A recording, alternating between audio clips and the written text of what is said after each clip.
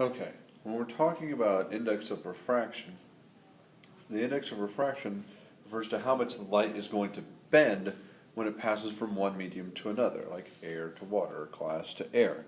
Here we see an example of oil inside of this beaker. Now, the reason why I use this oil, this is actually Wesson cooking oil, and that's important because Wesson cooking oil actually has almost the same index of refraction as Pyrex glass, the same glass that this beaker is made out of. Now, because they have the same index of refraction, if you were to put a beaker inside of this liquid here, you probably couldn't see it. For example, this beaker here. And the reason is, it makes a lot of sense. If you think about, I have some Wesson oil in here.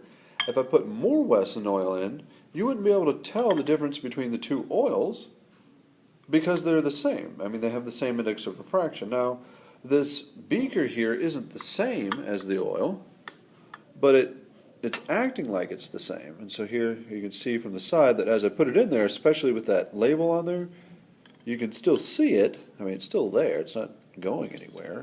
It just becomes a lot more difficult to see. So here I can show you close up. You can see there the beaker, especially when I turn it around. But without these labels, without these measurements on the side, it would be really difficult to see. It's a little bit easier if you look from the top down. So if I move the camera here, you can see there a little bit, you can see the edge of the beaker because you get twice the refraction happening there. So it's